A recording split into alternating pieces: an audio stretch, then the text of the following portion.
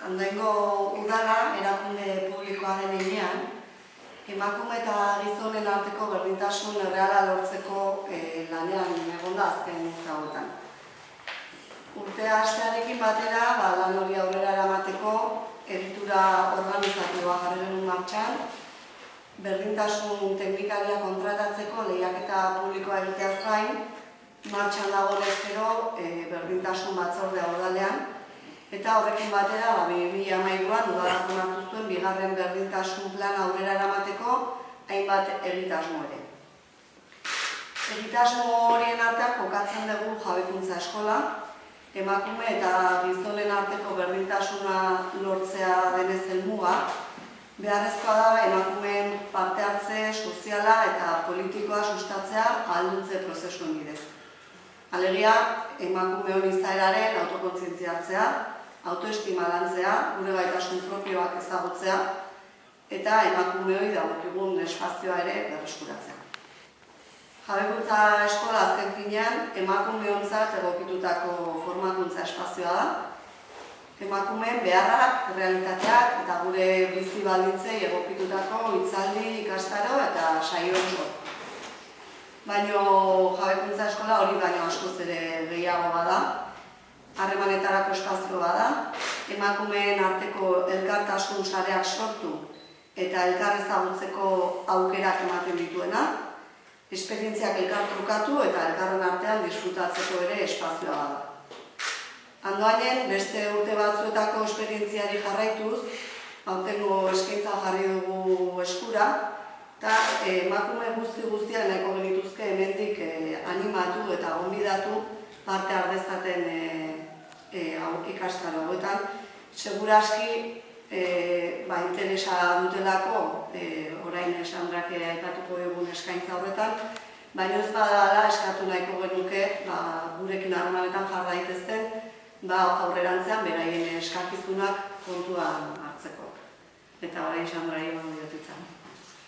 Eskaintzaren zehaztapena egiteko, hemen agertzen dana eta folleto banatu izan dugu leku ezberdinetan, bi elementu hartu izan dugu kontutan, alde batetik orain arte egindakoa, hau da, arrakasta izan dituzten ikastaroak kontutan hartu ditugu eta horiek jarraipena eman diegu, eta gero identifikatu ditugun behar berriak, eta hor, egin dugu azterketa txiki bat, eta behar zehatzak identifikatu ditugu, emakumeen profil zehatzetara egokituta.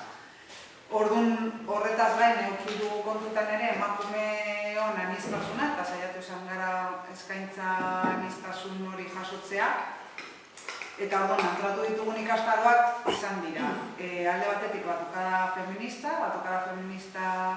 egingo da saio ezberdinetan, astelehenetan, zazpiretan gazte lokalean, eta hor helburua da emakumeak musikara gerturatzea eta espazio publikoa ere okupatzea. Gero rap jabekuntza feministarako tresna, eta hori dago gehiago lotuta neska gazteekin, eta ere adierazpen kultural ezberdinekin, eta horren bitartez lanketa edukin feministak egitea lanketa horren bitartez, eta hori izango da ere, edo izaten ari da ere, astelehenetan, 5 herrietan hori gain aretoan.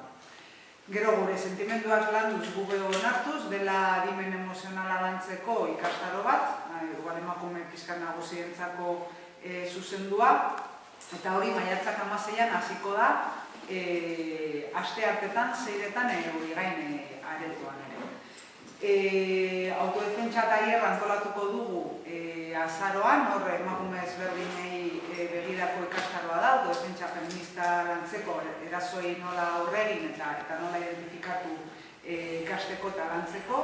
Eta gero, landu nahi dugu ere ikastaroetaz gain, emakume ezberdinen arteko loturak eta lantaldeak. Eta orduan, lehentasunez jarri dugu jatorri anitzetako emakumeekin elkargune multikultural bat sortzeko apostua egiten da, eta horri begira badago egongo da astelehen honetan bai goizean 10 eta bai arratsaldean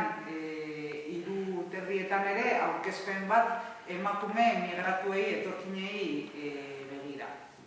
Bai, orduan, ikastaro hauetan izena emateko, berdintasun arloarekin jarri behar da harremanetan, bai telefonoz eta bai e-mailez, hemen agertzen diren bidetatik.